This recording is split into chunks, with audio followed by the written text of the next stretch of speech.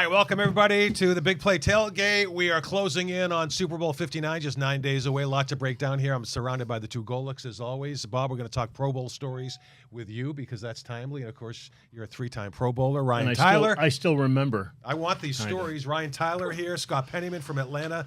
Gage, good to see you. So much to talk about. Another massage therapy controversy in the NFL this time from I'm tightening up including as we a division speak. rival as well. But here we start with the Chiefs and the Eagles just 9 days away. We'll get to the Browns in just a second. Scott Pennyman, are you a conspiracy theorist? Absolutely not. So you don't buy that the refs are favoring the Kansas City Chiefs? No, because it just really doesn't make any sense, right? I mean, because I don't know what benefit, right? I mean, of course, the school of thought is they're the end team and the NFL wants them to win. But we're not talking about a big market team here in Kansas City. We're talking about a team in middle America that is, Patrick Mahomes, I guess he's a popular star. But I just don't understand what benefit there would be for the Kansas City Chiefs to continue to win and appear in the Super Bowl when the league is going to make money regardless of who makes the Super Bowl. They're going to make billions of dollars regardless of who plays in that game. So I just don't see what benefit it would be for the Kansas City Chiefs to continue to win. Ryan, all these social media posts and conspiracy theorists that are breaking it down, which is so easy to do today, obviously. And yeah, this official sees a first down, this one doesn't. They throw a flag that they pick up because just in case the Chiefs didn't make the play, they're protecting the Chiefs. Your take on this? I understand the frustrations as an NFL fan. It gets monotonous. You get fatigued to see the same team win over and over again. In this case, go for the first three-peat. I don't subscribe to the belief that it's rigged. I think it's too impossible to rig. Do I think that you can have refs that maybe are prone to making calls for superstars than not? Yes, of course. That's every major sport. And maybe if I was a Bills fan, I'd feel a little bit different this morning on that. But I think at the end of the day, favor fortune's the good. And that happens to be the Kansas City Chiefs. They find ways to win no matter what. And I think crediting the refs for this run would just be unfair and a misjudgment. I'm going to write that down in the men's room. Favor. You're writing in the men's room a lot? Favor fortunes. What goes on in this Golic household? Well, look, it's like the same. It was like a metaphor. It's like, hey, where'd you get my number? Bathroom. Anyway. Do you buy it? Well, I think I don't. But I think it's kind of interesting. I think that there's a lot. Like, for instance, during the game, on that fourth down, and the ref on the one side comes running up and setting the ball at just over the line, and the ref from this side runs up, setting the ball just behind the line. And I'm like, well, that's not even a straight line. So which one are they going to take? One was going to be a first down. One was not going to be a first down. Now, it probably was just a matter of seeing, because the one angle from the front was tough to read it. But I don't know. It was kind of fun to talk about, isn't it? Well, listen, I think the Chiefs run this year, Patrick Mahomes has had arguably one of his worst seasons to date, which for Patrick Mahomes is still statistically, right? It's still a pretty good season. Obviously, the Chiefs had a very strong record, and I think I was subscribing a little bit to the refs favoring certain things here and there. That being said, I don't think the refs are the reason the Chiefs are the Chiefs right now. The Chiefs, like I said, they're the Chiefs. Go ahead, Scott. No, so I'm sorry, I didn't mean to interrupt, but have you ever heard the saying, God blesses the child that has its own? I put that in football terms, where the Kansas City Chiefs get the blessings from the ref because they're such a good football team that they put themselves in position to receive those blessings. So when you do things the right way, when you coach the fundamentals up well, when you do things that you're supposed to do on the football field, those things naturally seem to go in your favor because you're a really good team, you're a talented team, and you're fundamentally sound, and you're doing the right things to put yourself in position to benefit from the refs. Yeah, I thought the Bills do you ever hear "do unto others as they do unto you"? We're going to break out all the quotes today. Yeah, no kidding. Well, I don't know if that's pertinent. You all know I wanted the Bills to win. I thought it would be a great story. But by the way, all this talk about the officiating, let's not forget two things. This is the second straight year Josh Allen had the ball with at least 3 minutes left, down 3, barely moves the team, and comes away with 0 points. And I'm a Josh Allen guy, and he didn't get it done. And tell me if you were thinking the same thing. On that fourth down desperation pass, when you see it again and you see Dalton Kincaid, and it would have been a difficult catch, but I'm thinking Travis Kelce makes that catch. You make that catch, went right between his eyes. You make the catch. This is what teams do to get over the top. I mean, that's playoff football, right? I mean, that's the difference in the regular season. Kincaid's going to make that catch 15 out of 15 times. I'm not saying he's not that good. He's a great tight end. Kincaid, I'd say, is in the top half of tight ends in the league. He's one of the Bills' main weapons, especially after Stephon Diggs left last season. I mean, things like that are going to happen. Look at Mark Andrews. He's a perennial, incredible tight end, and his drop in the 2-point conversion in the Ravens game ended up eventually costing them in the end. Right. And as far as Kincaid goes, you have to give these guys some slack. I mean, yes, he should have made that catch. There are 1,000 other things the Bills could have done better. The only issue was, like you said, Josh Allen just didn't get it done. Gage, I totally agree. I'm just saying, if you want to point, it's not all on Dalton Kincaid, but if you want to point to something other than the officials, if you go back to the Patriots comeback when they're down 28-3, and they do it in barely over a quarter and win the Super Bowl, they had to make every play and every 2-point conversion and every tough catch, and they make the catch. If they miss one of those, they don't pull off the comeback. Well, we see that with the Browns. I mean, we see a lot of the passes thrown out to our receivers, and they get targeted and then they drop it.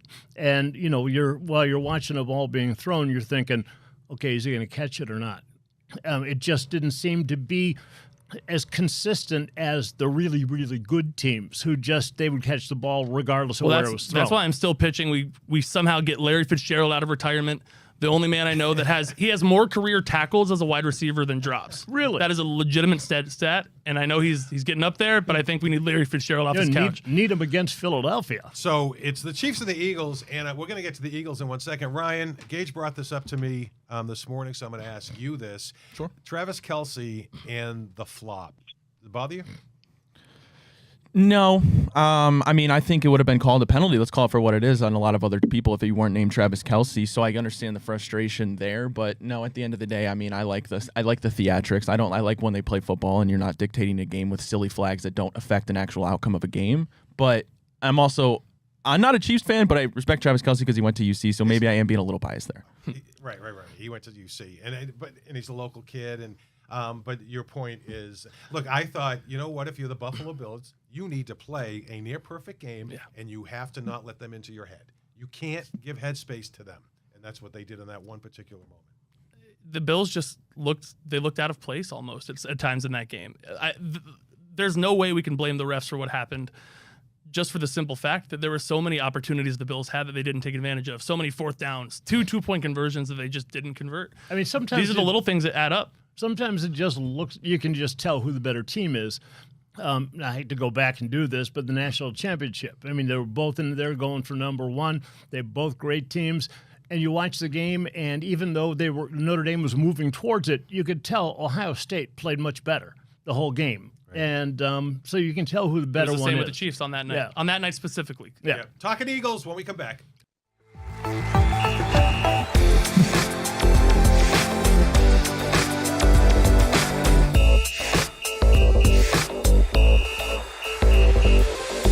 Back here on the Big Play Tailgate, Scott Pennyman, why don't I like the Eagles? And I ask you this, I honestly can't even answer it myself. I don't know what it is. I can't get behind them.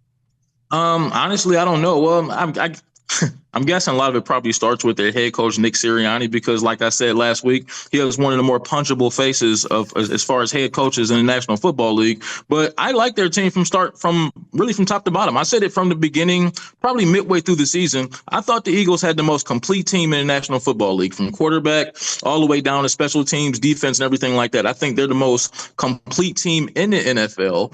And no matter what they need to do, they find a way to get it done. They can throw the ball and Jalen Hurts, and I think that's sort of how they play. It starts with Jalen Hurts, right? Because they can run the ball and beat you. They can pass the ball and beat you. They have the weapons on the outside. They have the defense that can stop you. I don't know why you don't like the Eagles, because I feel like from top to bottom, they're the most complete team in the NFL. And I think Jalen Hurts is the biggest representation of what they are, because he can beat you 1,000 different ways. He can. I think it might be him. I think I just get tired. This is a Denzel Ward syndrome. I get so tired of hearing about a guy being injured. I can't. And look, credit to Jalen Hurts. He bounces back week after week. And then he plays. Then he comes back. Then he's hurt. Then he comes back. And Bob, Do you see a situation here in the Super Bowl where, because Saquon's so good, it's a tight game, and then in the second half, that's the edge for the Eagles? The run game? Yeah. Well, I absolutely. I mean, what he do you have, 118 yards last week, something like that, but and was going to break the record, over 2,000 some yards, but he's a guy that can turn games around. All they got to do is, like, for instance, the first Eagle play. I mean, he goes 60 yards, and he can really make things happen. But on top of that, he helps Jalen a lot. We talk about having a good running game, helping the passing, having to play action, and I think because of that, the second half would be all theirs. All right, Ryan, the Baltimore Ravens dealing with a situation that we know all too well here. You want to break down the Justin? Yeah, I would love if it's to. true, it's not funny. No, I think you'd be hard pressed if we find out it's not true. I think the evidence is damning. Basically, yes, Justin Tucker, legendary kicker, maybe the GOAT of all kickers, is finding himself in a Deshaun Watson-esque situation. Multiple massage therapists from multiple massage parlors have come out and shared similar experiences with Justin Tucker having inappropriate behavior, him basically pulling out, the desirables, and basically him leaving DNA, I'll put it that way, on massage tables and making women very uncomfortable. And he is banned from, I believe, 2 or 3 spas in Baltimore. This is all coming to light. These actions took place apparently from 2012 to 2016. They got an anonymous tip, that being the Baltimore, I forget the newspaper, excuse me. Maybe the Sun. And now this is all coming out. So it's not a good look for Baltimore Ravens right now. Well, and I have this is totally conjecture, but I have a running theory that Justin Tucker had some kind of reason to believe that this story would be coming out this year. Obviously, Justin Tucker, for over a decade, has been one of the best kickers in NFL history. He's already one of the top in him. Him and Vinatieri are, like, I think, the top 2. Right. That being said, this season he has not looked like himself at all. Obviously, as we know, being a kicker, the biggest thing that you deal with, besides obviously the physical strength in your leg and your body, is going to be that mental game. That's what makes a great kicker from a mid kicker to a bad kicker. And if you have something like this looming over your head, I genuinely have to wonder if he knew this was going to be coming out, and that affected his season. His play. Well, you know what? I was going through on the internet and checking things out, and I found one of the massage parlors of research only, and it's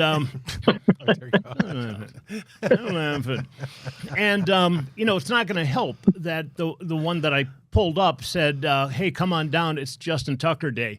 Oh my God. Okay, they haven't done that yet, but oh boy. It was the Baltimore Banner, and whatever that is. And what gives it credence is that this is an old thing. It's not 3 weeks ago and someone get pissed off at him and is going to file a charge again or a money grab or whatever. Yeah.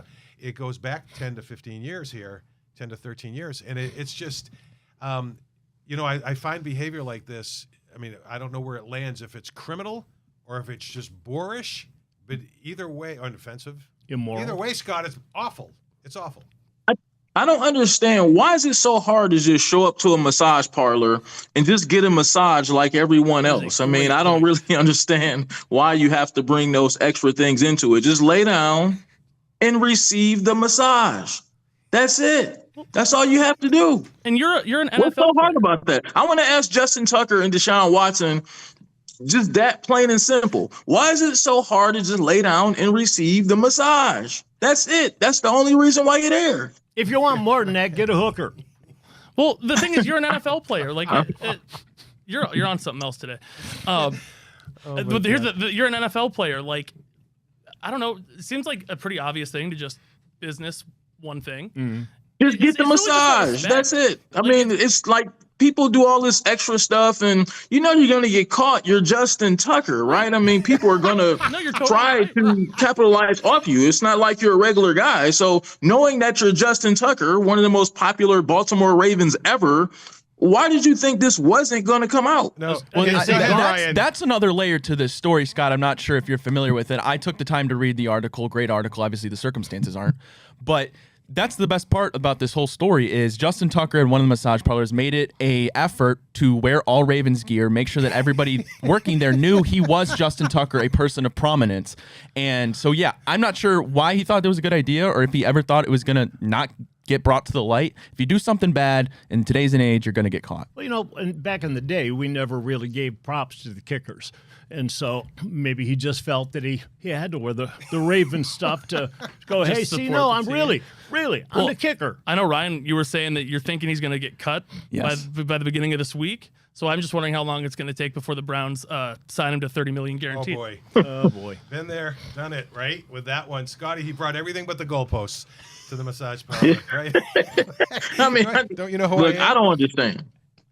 I don't get it. All right, we're going to roll here on the tailgate, and we got so much more to break down, including Myles Garrett, another award. Will that lead to a repeat of the bigger award? Also, there's a linebacker right down the road, or I should say edge rusher, the Browns should be looking at. That much more when the tailgate continues.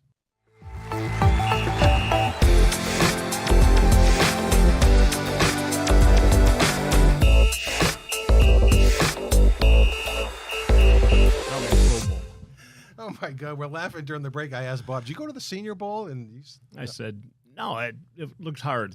At that point, I graduated. It's like, do hard stuff. But I'm sure your status or your potential was already kind of locked in with the NFL. Right. And the last game of the season against USC, I got my first ACL partial tear.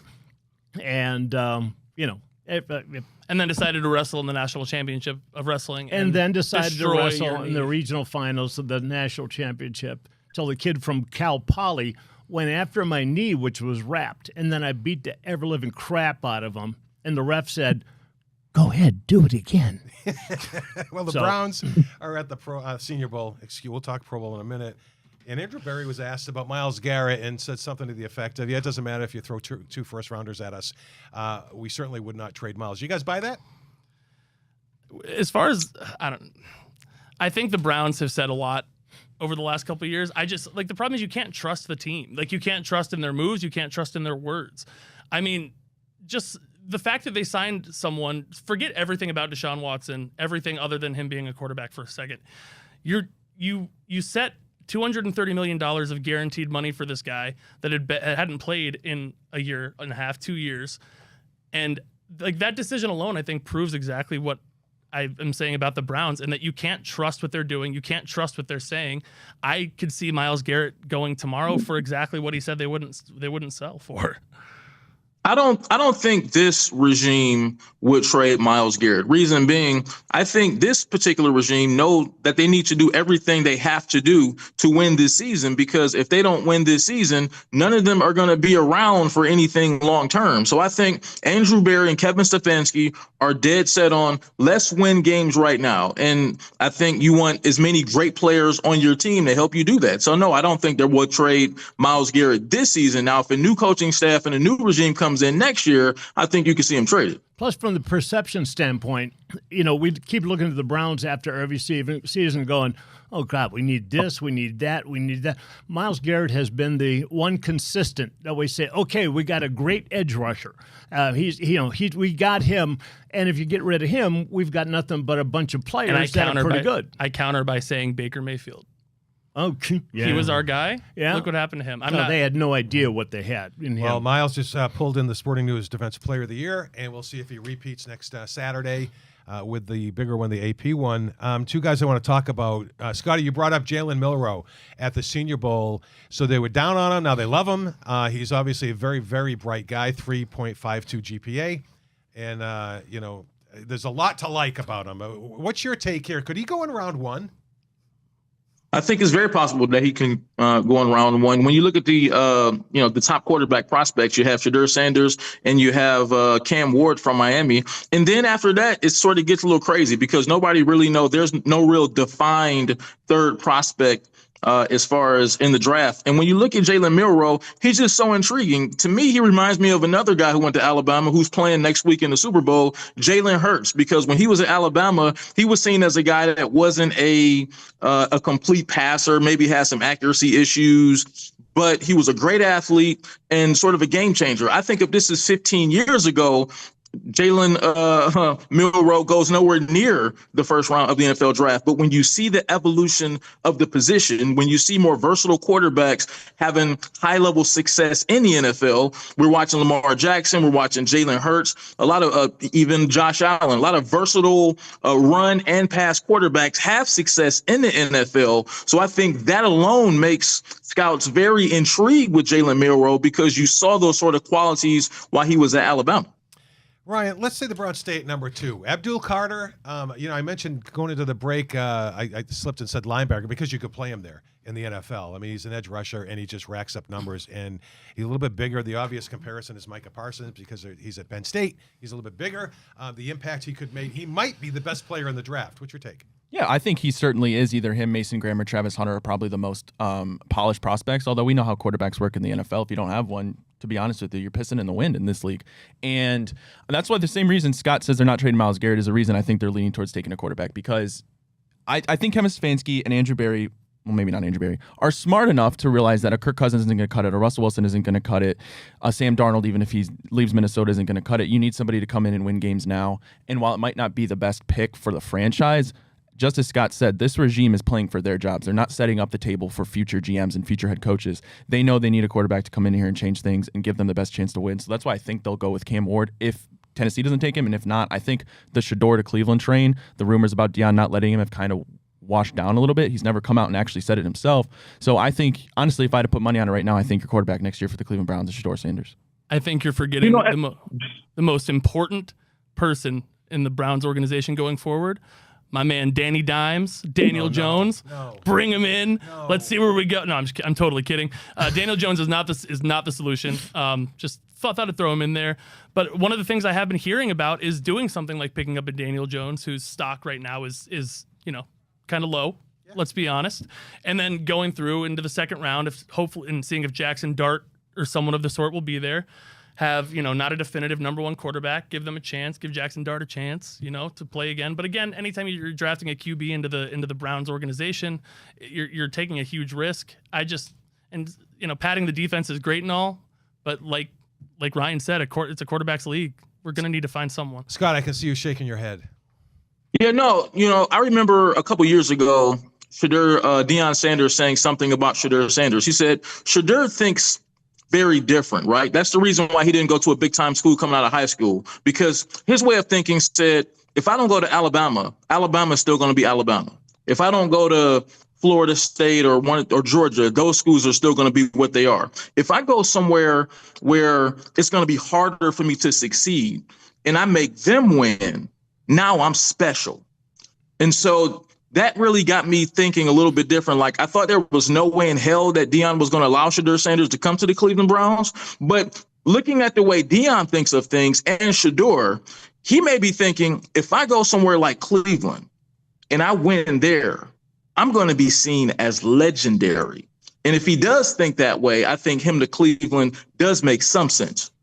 You've heard people say that before. You've heard a lot of people come through that door. We've covered it. In their introductory press conference where they're drafted. And I'm not saying you're wrong, Scott. I think you're right. But I think they've come in, and maybe he's the guy to deliver. We got about a minute in this segment, Bob. So Shedeur, you'd stay at 2.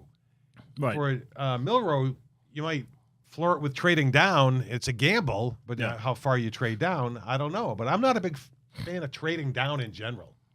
It happened in draft day with Kevin Costner, but usually it doesn't really happen.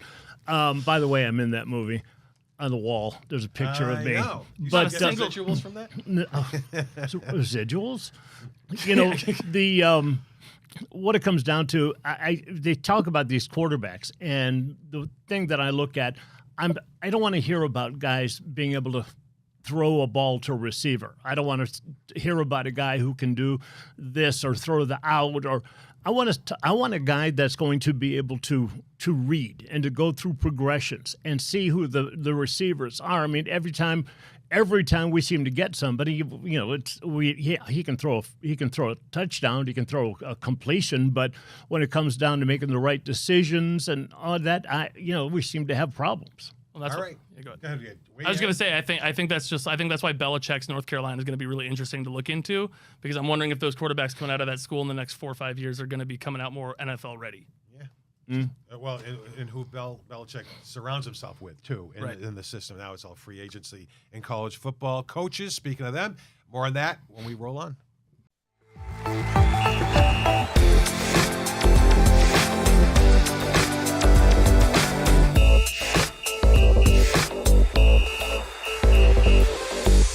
Ryan Schottenheimer, Pete Carroll, Mike Vrabel, Ben Johnson, Aaron Glenn, Liam Cohen, maybe Kellen Moore. I don't know if that's done with the Saints. So there's 7. 2 of them have coached before as head coaches, of course.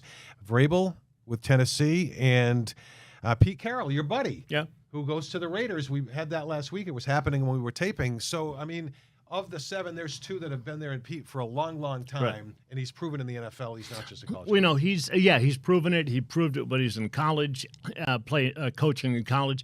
He's just a guy that takes the players and doesn't beat them over the head and tell them you got to do it my way, you got to do it this. He goes in, reads the team, and has them work the way they can. Boy, it would have been a good get for the Raiders to have brought him in before this. But, he's just a guy that has a great relationship. I mean, we had a great relationship with Marty, but he was a little scary. It was kind of like you didn't want to say hi to Marty. Good morning, Marty. He would say, what's good about it? But we had a good relationship. There's a gleam, man. We had a good relationship with him. Pete Carroll's more of you have that relationship and you can say good morning to him. Do you know Brian? Brian Schottenheimer? I haven't met him now. Okay. So he goes, he takes over a situation, Ryan, in Dallas where the spotlight is bright. Yeah, I mean, it is bright. And I was shocked. Well, I guess I'm not shocked. I'm not convinced that Jerry Jones loves his hire. I think if he had it his way, it would have been Dion. Obviously, I don't know that. I feel like Dion went back to Colorado to prove something. But I'm not to get morbid, but I think Jerry Jones, this could very well be the last head coach he hires in his life. I mean, let's call it for what it is. He's getting up there in age. I thought he would want to go out on a bang, potentially, and have a guy like Dion, but they went internally, hired or promoted your OC. I don't know if it's going to fix much, but listen, I can't sit here and say that he's going to be a bad coach. I have no idea. We've seen this plenty of times work out. We've seen it plenty of times fail, but the expectations in Dallas are high. But if anything, he has to fall back on. Nobody else can get it right, so maybe why did they expect him to do it? Just a quick comment on that. I think the problem that Jerry Jones has right now with the Cowboys is coming down to the fact that this hire makes it look like he wants someone else to step in Mike McCarthy's place and just take over exactly where he left off. That's what it feels like to me. It feels like they're, instead of, obviously, like Ryan said, they probably would have liked Dion. I think he's more focused on developing young men at this point than he does want to deal with, multimillionaires with egos and all this stuff. Not that college players aren't multimillionaires now. Yeah. But this internal hire really just feels like Mike McCarthy light, honestly. And obviously, I don't know how he's going to do. I wish him the best. I'm not a Cowboys fan, but this hire doesn't seem like it's going to do much for the Cowboys. Scotty, of the 7 I named, Schottenheimer, Carroll, Vrabel, Johnson, Glenn, Cohen, Moore, in your opinion, which one's the most likely to be a sure thing, and which one do you think will be a total flop? I think Cohen will be the total flop in Jacksonville. I don't know. He just gives off total flop vibes. I thought it was kind of a rushed hire. It's like they didn't really have a whole lot of options in Jacksonville. It seemed like they were like, sure, just give me Cohen, I guess. He just seemed like a 2-year and out kind of guy. I don't know. Look, I know he was offensive coordinator in Tampa. He did a really good job with Baker Mayfield, but it just seemed like that was just a rushed hire with Jacksonville because that was probably the least desirable job out of all of them, which is kind of surprising because at least they have a quarterback that they feel pretty good about. As far as the surest thing, I'll probably go with Schottenheimer, honestly, because that's the team right now that's most built to win. And he was brought in to kind of be a yes guy, right? Because they didn't want to coach with a strong personality, most likely, because they wouldn't allow Jerry to do things the way he wants to do them. You put Schottenheimer in place, he's going to do everything the way the front office wants him to do it. He'll just be a continuation of what they had. They'll probably win because they're the most talented team of all the teams that needed a new head coach. They have the quarterback, and they'll probably win 11, 12 games, so he'll probably have the most success. I love it. You can see him in Jacksonville. Let's all rally around Les. It's Liam. Yeah, that's right. Cool. Press conference was to follow along with Gage was saying too about being able to deal with players. I don't know if you can remember this far back. Johnny Robinson, who was the head coach of USC, did very well there. Went and coached in the NFL for the Rams, and was eaten up. He was eaten alive by the players. He was good with the young guys who would listen to him, the older guys who pretty much knew what they wanted to do. He didn't have the pull with them. So you can definitely see people going from one to the other and not being ready for it. You know, Bob, so here you had Marty. In L.A., you had Shanahan, who was young. Mike Shanahan was very young, but he had been in the NFL. I actually had Mike Shanahan for about 6 games. Right. And In then that was 89, his second year, and then Al blew him out. Yeah. Right? It still hasn't paid him. The estate of Al Davis still hasn't paid Mike Shanahan a few $100,000. I would give up on them if I were on that. Probably not going to happen. Give him some of the sweats. Call Mark. But anyway, then Art Shell. Yeah, Right? Art Shell. So, right. but Art Shell he walked in the room and you felt it, right? Right. My question is, how would you have handled a guy that might be a hot shot coming from college, but hadn't done it in the NFL? Would you have been receptive and respectful of that? I mean, I would have, but I don't think everybody would have. I think that there's a lot of guys that think that they're special because they're NFL football players, and a lot of us just thought, hey, we're taking the next step of playing football in our life. It wasn't this huge I'm special type of thing. So I think we took any coach that came by. In fact, when I was in the NFL and I first saw some of the players yelling back at the coaches, get out of my face, and I'm going, he yelled, it's the coach. What the hell? Yeah, I mean, it was like we couldn't yell at the coach. We couldn't yell at Dan Devine. That would be bad. We'd get detention. I mean, it was different. You see Dan Devine and Rudy, he seems mean and. He's not that mean. Yeah. I know. Yeah. They changed his character. They had to have an antagonist, right? Yep. So they made him the bad guy, even though I think it was his idea to put the kid in. But of course, in the movie, Yeah, it's crazy. Of course, yeah. So all right, stick around. We got more. I want Pro Bowl stories. And should they rename the Super Bowl trophy when we come back?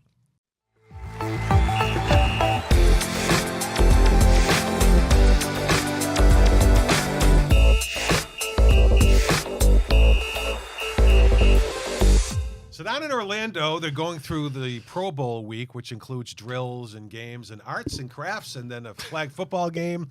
When is that, Ryan? Sunday? Yeah, it's Sunday, right? But if you didn't catch the great, thrilling performance of the Pro Bowl game appetizers, they like to call it yesterday, highly recommend go watching it. You had Justin Jefferson wearing Mickey Mouse hands, making spectacular catches. You had grown-ass linemen chucking balls onto the ground to get a high score. I think they called it the Spike Challenge. It was absolutely exhilarating. Really? No. Okay. So it's not like back in the day. I thought back in the day, way back in the day, I loved the fact that the Pro Bowl game was taking place, and I saw my favorite players with the cool helmet, their helmet, even though they had the red jersey on or whatever. What was it? You played in 3 of them. You were named in 3 of them. Did you play in 3 of them? The last one I didn't play in because I had an injury, but I got to go anyway. They said, "Come on down. We're going to give you a watch." And Hawaii, like that. Yeah, the Hawaii thing. And I felt the same way. I used to love to watch this. A white team with white jerseys with red pants, and then you got the blue jerseys, white pants. But everybody's helmet is different. And you're going, it's kind of cool to see so-and-so. You have some of your favorite players across the league, and now you see them playing next to each other. And it's a cool feeling. And then when you get there and you're actually in it, you realize these guys aren't playing very hard. We played hard. But when it came to when the decision came to cut the guy or slam him into the ground to go make the tackle, you kind of didn't. You faked it better than they did at the end. When you remember I distinctly remember, Scott, the Joe Thomas clip. Who was the great rusher from the Vikings? Jared Allen? Jared Allen. Right? And so, literally, they snapped the ball, and the two of them just stood up. Yeah. They literally just stood up. They didn't even touch each other. I think it's over. And the difference was, too, that when we were there, if you won the Pro Bowl game, you won $15,000. And if you lost it, you got $5,000, which was usually your bar tab. What's it now? Now, the winning conference, all the players get $84,000. So you're getting a pretty good yearly salary just for spiking the ball as hard as you can to the ground and wearing Mickey Mouse hands and catching it. That's pretty cool. So, all right. So that's just enough. Well, I was going to say that's just enough money for them to fly their IG models into Orlando for the weekend and go hang with. So, I mean, exactly. I think that too. I think here's $84,000, and you probably, if you didn't already spend it that week, then you're probably giving it to your sibling or your mom. And here, hey, Mom, I have this check. Take it. Have it. That's cool, Ryan. Ryan, I'm going to assume you're not betting on the Pro Bowl. No, I'm not that much of a degenerate. I do like to bet on summer league baseball, though, or spring training baseball, I should say. That's probably the most degenerate level I drag myself down to in terms of betting. What's more difficult, that or crypto? Probably spring training betting. Okay. All right. Should they rename the Super Bowl trophy? And of course, this was said, I think, probably half in jest by Belichick on a podcast when he was asked about the credit coaches get. He says, well, you have to have players to win that game. I mean, great players. And, somebody said, well, they didn't call it the Bart Starr Trophy. They called it the Lombardi Trophy. And Belichick was like, they should call it the Tom Brady Trophy. He's got 7 of them. Is that crazy? It's not crazy in the sense that Tom Brady deserves to have an award named after him. I think it's crazy in the sense that you're going to take away the history that is in the name of the Lombardi Trophy. I just think that's not necessary. There's a Super Bowl MVP trophy right there that can perfectly fit the Tom Brady Super Bowl MVP. It makes sense. It totally makes sense why he would have something named after him. I do think that maybe we need a little bit more time to let it decompress, let him be retired, let him get into his broadcast role, just kind of let things settle a little bit, and then, it'll be a big announcement. And I mean, having an award named after Tom Brady, he's arguably the greatest football player of all time. It only makes sense. That being said, do not rename the Lombardi Trophy. Yeah, I'm big into it. The more time you're in there, even if you're not in the NFL, the history of it, as is, what is that? The Burns guy that does the history of baseball. It's incredible. Yeah, Ken Burns. Ken Burns. If you go through and you see the history of football like that from the beginning, I mean, it's incredible. And to think that you're going to take something away from the old times and disconnect us or disconnect this group from them, it hurts me. Yeah. Scotty? I mean, look, of the 1,346 different issues that the league, there's thousands of other issues that they need to address before renaming the Super Bowl trophy. So, I mean, if they rename the Super Bowl trophy, I'm fine with that. But I don't even know why this is even a thing right now because there's a lot of different rules that they could change, a lot of different things they could do to help improve the game. This isn't really one of them. It's not necessary. If they change it, they change it. If they don't, they don't. Did you like the kickoff format? Gage brought this up. And, I mean, some people love it. It seems bizarre to me still. But what did you think about it? Yeah. No, I thought it was a cool twist, right? Because I think they used that. Didn't they use that with like the XFL or something? And I remember watching like an XFL game and I was like, this would be pretty cool if they did this in the NFL. So, yeah, I mean, that's one of the things I think they changed in the last few years that I actually like. I mean, stick with making decisions like that to make the gameplay better. It's not necessary to rename a trophy. I mean, that's not that should be at the bottom of the list. But the kickoff thing, I like that. They were always going to do something about kickoffs. It was considered too dangerous with all the CTE stuff going on. They were always going to do something. As far as solutions go, I don't think this is a bad one. A representative from the NFL came out and essentially said that they're very happy with how it went. I believe the quote was used, "It saved the kickoff," which I don't think is an exaggeration. I think we were getting to a point where it was just going to be start with the ball on whatever part of the field because they were too worried about these head injuries and rightly so, but it was going to change. I think the solution worked out pretty okay. You don't, and the thing was the kickoffs and things like that, especially kickoff returns, was a way for the young guys to make a name for themselves. Mm-hmm. And that was a way for them to get in and have the coach go, hey, look at Golick, man. He just made the third tackle over there and kickoffs. And I never did. In fact, I was on a kickoff team.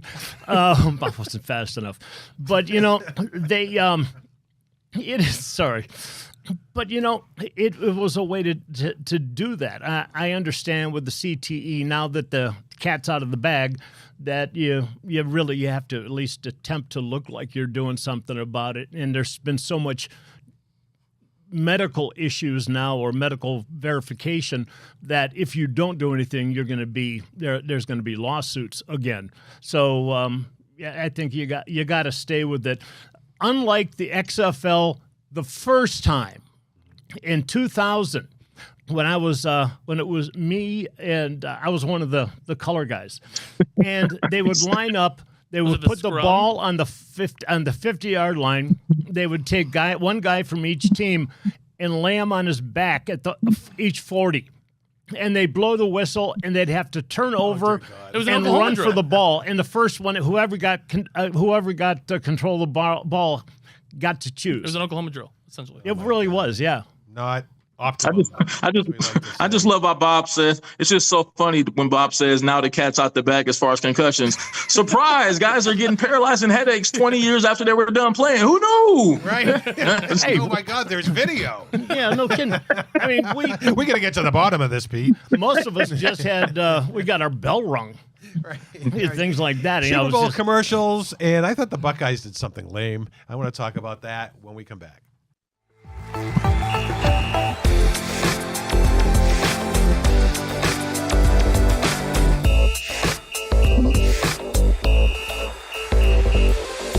And back here on the Big Play Tailgate, Ryan Tyler, Scott Pennyman, Gage Golick, Bob Golick, Tony Zarella. What do you think a Super Bowl commercial costs, Bob, for a 30-second spot? $12 million. You're not that far off. It's less, but 10? you're a little bit less, and you got it. You made it look bad. Yeah. You were supposed to guess something like, come on. But, $2 million? no, $8 million, Yeah. right? $8 million Wow. for a 30-second spot. Scott's going, wow. I know. it And the was always a lot problem of is, you don't even get good commercials like the Budweiser frogs. I mean, we couldn't wait for the Budweiser. That was Well, that's you what- don't even know them, do No, you? I know what you're This is talking Okay. why Bob Golick's great and why your radio show is great. You just took me exactly where I wanted to go. So when you think of memorable Super Bowl commercials, right? Yeah. I think of the Clydesdale and the Playing football. the horse he raised, and then they're going. This is only a few years ago, and then the guys at the parade, and the horse sees him and comes running, and I wept bitterly. And what do you got? I don't need to be. My thing is, I don't want to be sitting there crying to myself as I'm waiting for the second half to start. That's just not what I'm looking for in a commercial on Super Bowl Sunday. Make something stupid, make something funny. It's great. Well, was Wassa? Yeah. Was that a Super Bowl commercial? Is that how that started? Yeah, Wassa. I think so. I don't know if it was. It So- was in the 90s. Scott? Yeah, I mean, I think as my memory comes, I remember, and I think this was during the Super Bowl with the Leon commercials, where basically I think it was Budweiser, Yeah. and he's in the locker room, and the guy's like, Leon, another devastating loss, and he's like, well, football is a team sport, man, which is why I've got to put the blame squarely on the shoulders of my supporting staff. I can't do it all by myself. I need help. And the guy's like, do you think your 4 fumbles played a role? Not if one of them would have fell on the ball. Like I said, Leon can't do everything. That was like my favorite all-time Super Bowl commercial. I'm sorry. Oh my God! Remember too, they had the Miller Lite All Stars. I did like those. Oh, yeah. Those were great. And then of course they have a special one put together for the Super Bowl, and it was. I mean, I thought they were just hilarious. What about I mean, the so Bud Bowl? stupidly Ryan, American. you're too young for that, but the Bud Bowl was. Oh, I love the Bud Bowl. Yeah, I remember that when I was a kid. The Bud Bowl. I remember that. I remember that. Dumbest thing I ever saw. Mine was always Real Men of Genius. That one just Real popped back. Men of Real Genius. Men of Genius. Ryan, what stands out? Well, what stands out to me, and I hope I don't have to see it again, because I don't know if you guys recall, but at least this was my experience last year. Every other commercial was Temu. I don't know if you guys remember that. I'm not kidding you. I saw a Temu commercial at least 8 times, and I didn't know what Temu was before that point. I believe it's a Chinese company similar to like or not an Etsy or a Shein, a place you Wish. can get cheaper, material objects. But I'll tell you this: I know from growing up, I think the first Super Bowl I remember in my life was Steelers Cardinals. And I remember sitting there anticipating the commercials, laughing out loud with my family. They were great. And now they're all AI generated. Yeah, pieces they're not of the slop. same. They're not the same. And, you're going to see a lot of beer commercials, chips, like snacks, stuff like that. You won't see automakers. I guess that's like, they're out. They're I trying, need- to, trying I to figure what's going on between gas and electric, I guess. Between the first and second quarter, I'm going to need to see Matthew McConaughey driving a Lincoln on my screen. No, That's just my one request. That's right. And Hey, talking this cool. week, the Buckeyes, almost a week ago, had their celebration again as they continue to revel in that national championship. Jim Knowles, the defensive coordinator, has bailed for Penn State in big money, okay? $3 million a year for DC and Penn State. Uninvited to the celebration as he was negotiating his deal. Lame. I don't understand that. You take on that, guys? He's a big part of this thing. It's lame. I think that's a great way to put it. It's, Yeah. I mean, like, he was a part of it. I understand he's moving on, and it looks, Penn State obviously is a big rival too. It doesn't look, no one likes that he's going to Penn State as an Ohio State fan, player, or part of the organization. But he was still part of this national championship team. You can't take that away from him. I mean, And what he knows about it's not like he's gonna spy. What he Right. knows about Ohio State, he already knows. like, their running backs can really put beer away. Exactly. that's what he's bringing to Penn State. Yeah, so he can actually do it very good. And, he's not going to do that. And the thing is, I don't know. It's getting to the point where people don't see things as being a team anymore. And just because this guy is moving on and taking another job, players do it all the time. Everybody does it, try to advance their position. You don't want to just eliminate the guy ever and never talk to him again. It's ridiculous. Well, this reminds me a lot of, I know this is a whole different scale because, Tony, you worked in TV for, we've both worked in TV for a long time. Oftentimes when an employee leaves, they get a cake and everyone wishes them well, as they go to their new place. Well, when I left from WKYC, when you guys stole me from KYC to come back to 19, everyone normally gets cake when they leave. I didn't get cake because I was coming to 19, which was to a rival. So I think that's what happened to Jim Knowles here. He didn't get his flowers. He didn't get his cake because he went to a rival. Well, Two you things can't about have your that. cake, you need it too, Scott. Two things about that. First of all, we don't even get you back if we don't guarantee the money. So that was one of the best decisions we ever made. But what did they think you were going to do? Tony, Jim Donovan does it this way. The great Jim Donovan does it this way. He'd probably lead with Guardians over Cavs. That's what happened. Seriously, when employees would leave, they would get a cake and they would wish them well. They told me, Scott, because you're going to a rival, you're not getting a cake and we're not wishing you well. Wow. That's classic. At least they say it to your face. It's so, and you know what? And it doesn't matter what you do for a living. The stories are all the same. When Pat Shurmur was fired by the Browns, he was, videotaped walking out of the facility with a box. This is an NFL head coach. Wow. There's only 32 of those jobs in the world. And yet, at the end of the day, he's escorted out by security with a box. What's in the box? Family photos, I guess. Yeah. What did he steal? Not a Stationery? cake. You think he took some pens on the way out? But that's crazy. It but never no changes. cake. We got a lot to talk about next week as we close in on Super Bowl 59. We'll make our predictions then. In the meantime, Scotty, stay safe. We'll see you next week. Scott. And everybody, thanks for watching The Tailgate. Nice seeing y'all.